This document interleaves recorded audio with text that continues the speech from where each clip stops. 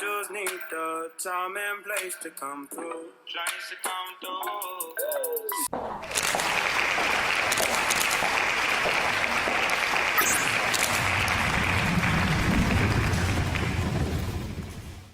Hey everybody, I'm Felisa, and today's vlog is another entry in my series called Straighten Your Crown. And I'm so excited about this series because it is kind of a mini presentation of things that I cover in a book that I'm writing, and I'm super excited about that book because it's been a long time coming, and it's really just observations and experiences that I have had in my short few 47 years on this earth, and how I interpret it, and whatever. So I'm very excited about it because I'm hopeful that it will help somebody out there.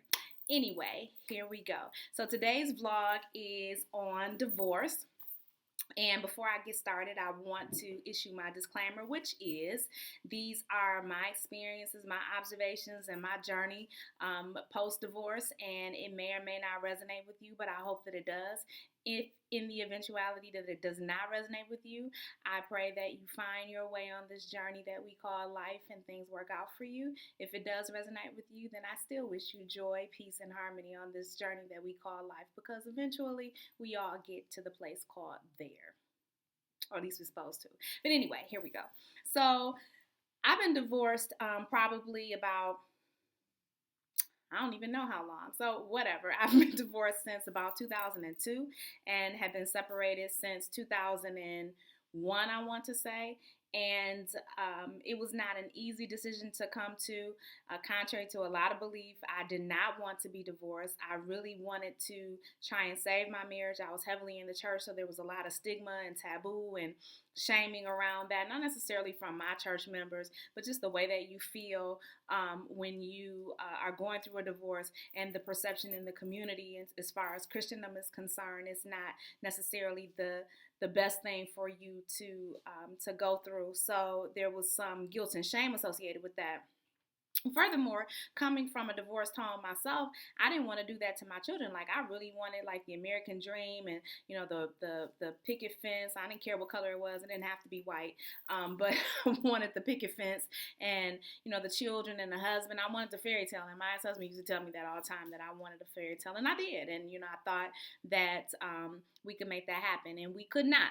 So even though we were separated for a few years, I didn't file immediately because I was hoping that God would do a work.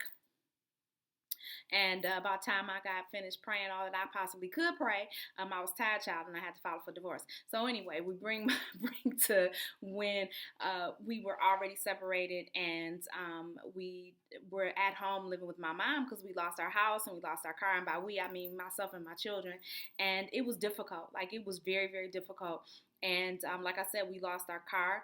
And so we have 4 children. And so I would put the oldest 3 in a cab and send them across town to school, lose my mind until the secretary would call me. And if she didn't call me right away, I was calling the school, and she's like, yes, Felisa, they're here.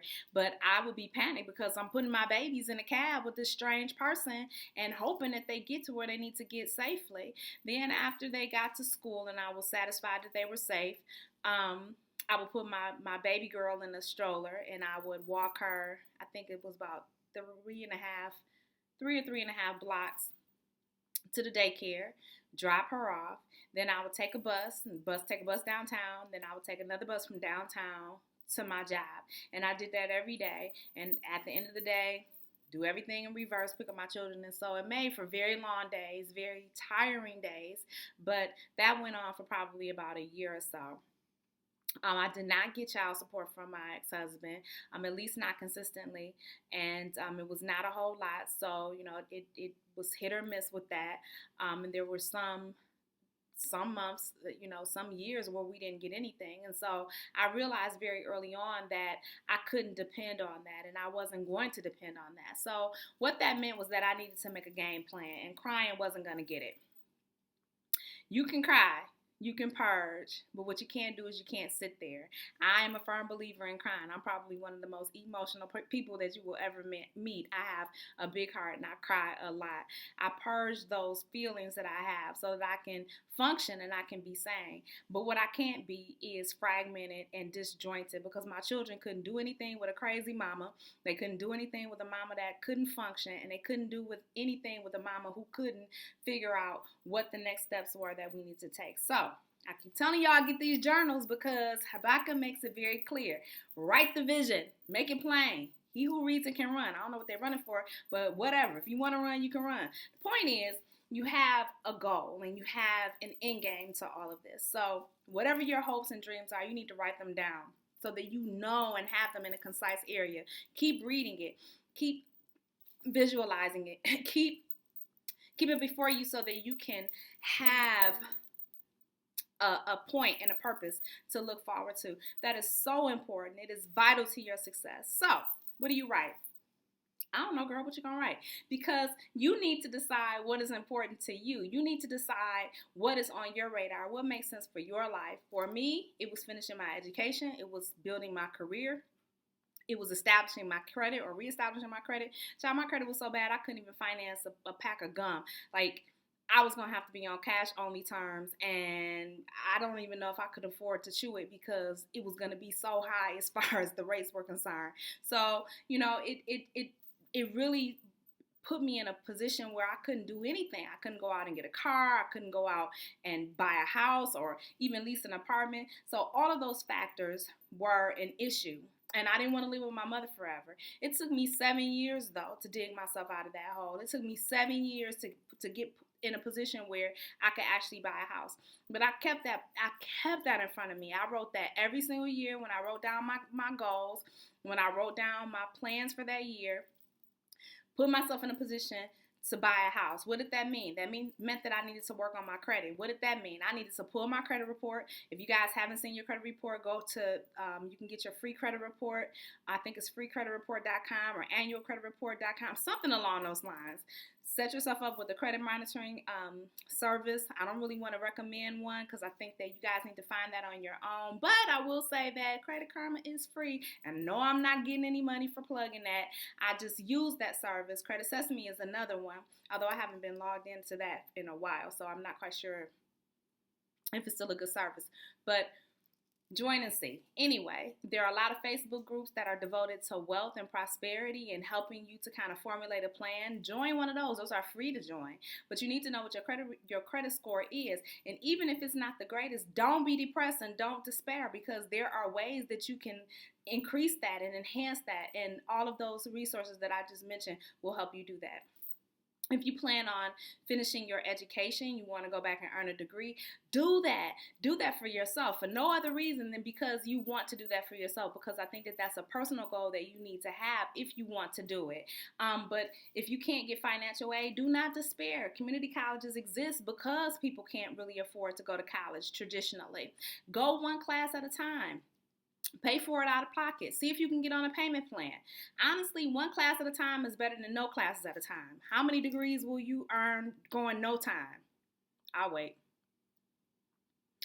Right, none. So, the one class at a time will at least get you one class closer to graduation and finishing your degree. And that's so important in terms of progress. It may seem like it's such little progress, but it's moving. Even a snail can move a mile. It's just going to take them a while. It doesn't matter how slow you go. It doesn't matter how long it takes you. The point is that you finish.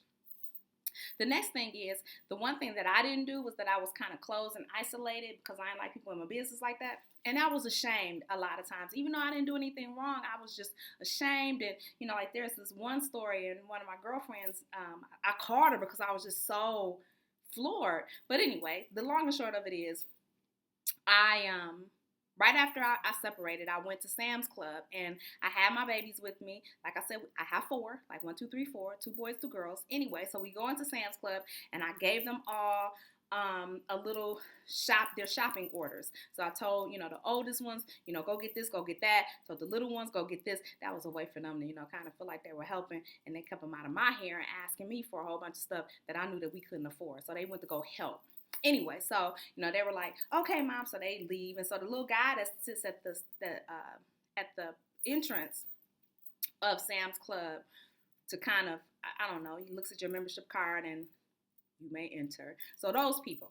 So he looks at me. He goes, "Are those all your kids?" And so I was like, "Oh yeah, yeah. I'm proud. I'm proud of mine."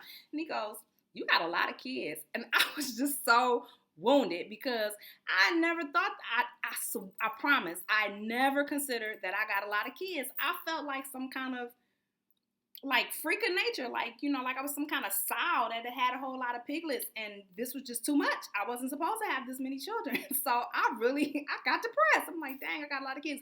Then of course in my mind I'm thinking, I'm a single mom. I got all these kids. What much I look like to the public? Nobody knows that I had a husband and now I don't have one. Now they just got this black woman out here with all these kids, and I probably look every bit of the stereotype. Well, I had to get away from that because who cares what people think? Listen. People are going to talk about you regardless. People have something to say about you regardless. People have some conclusion that they'll come to regardless. I don't know that it's necessarily your business to try and help them out with a whole bunch of information. That's up to you. But what I do know is that you can't live your life in pursuit of what other people think, because they might change their mind and you'll find yourself having to change whatever it is that you're doing in order to suit them. No, they don't get to live two lives. They don't get to live their life and your life. They must choose. If they want to live your life, then you get to take on their life and you get the chance to take on their responsibilities and whatever it is they have going on. But what they can do is manage their life and tell you how to live yours. Nope. You get to be in charge of your life and you get to make decisions that make sense for your life without the approval or the permission of other people. That is what you get to do when you are grown. I'm just saying. It sounds like it's really, witchy, but honestly, you have to kind of put people in their place and help them know what their role is. And if their role is not as primary nurturer and provider for the household that you manage, then they need to really fall back with all of that opinion and, whatever. Opinion don't pay no bills. It don't help you get any sleep at night.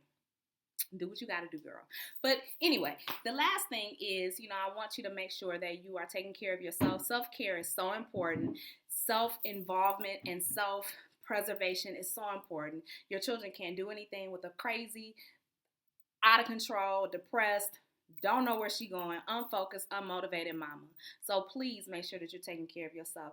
Make investments in you, sis, because you are so worth it. And I'm telling you, it can get better. It will get better, but you have to put the work in. Ladies, if you have a divorce battle story or divorce survival story, please leave it below and encourage our sisters who are out there in the struggle. If you want to leave some commentary or some feedback, please leave it below. Don't forget to subscribe, and I will catch y'all later on.